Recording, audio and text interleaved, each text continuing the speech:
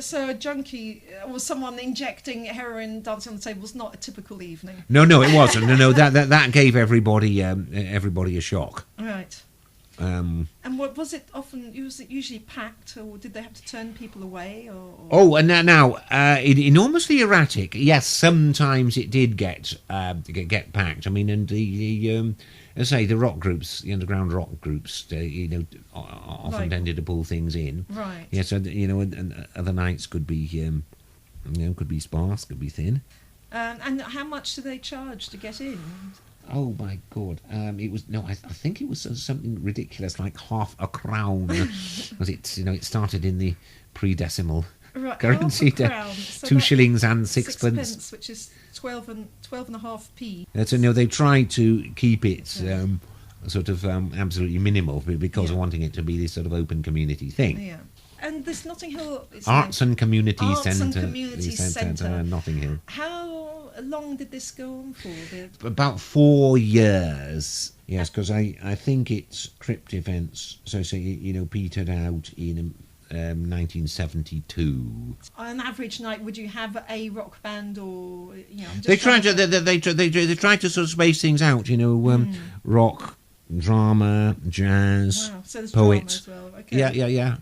And again, for variety in the programme, as they'd have your rock band, and then there's another act and something acoustic, right? And then poet. So they'd mix it up a bit. Right, sounds like a great night out. It was an absolutely fabulous, and utterly absorbing night out. Things really took off, and it was so sort of incredibly stimulating. Did you meet any of these musicians yourself or interact? I did spots there. Oh, you used to. Oh yes, well. I used to play at the Crypt. Yes, of course, and that was a big sort of launching, nurturing ground for me. Yes, the Arts and Community Centre, helped me to start going into, singer-songwriting. I'd previously done sort of folk and blues and jazz thing. What happened was that the centre also had a poetry workshop. Right. These things were held at the Release premises in Princedale Road. So Release, just to explain, was a place people could get help if they were arrested for drugs, were busted for drugs, and lots of other things. And they were a legal advice advice centre. That's right. But they also didn't they squat a building or something? They were very radical. They were very radical, and connected with. They knew Richard Neville of Oz fame. Yes. So that was. I think the sort of Frestonia thing has got connections with them. Frestonia was an area of Notting Hill. Yes, a free independent state. A free independent Yes, the Republic of Frestonia. And that went from, was it Ladbroke Grove up to... Well, roughly Freston Road. Oh, Freston Road. Frestonia, Freston Road. I thought it was more like Freestonia. Free School, which you've probably heard of. The Free School, yeah.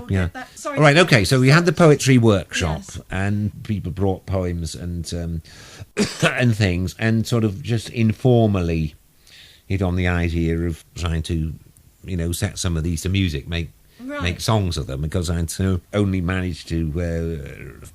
1967 to write one song of my own, but then the things were lay open to improvise and try doing these settings. Certain things that came together. The Crypt provided a marvellous environment to try these things out, and it was a very free, lively one. And if you're on the same evening as a live rock band, again, my first experience of that. I mean, because previously segregation ruled. Before you were playing the folk clubs. Yes. But you never really fitted in. No. I had years of going to the folk clubs. They had their conservatism at that time, whereas this, it was really open and wild, and even if you were doing things acoustically, but you could feel affinity and rapport with the live rock people. I mean, it broke down so many barriers. Yes.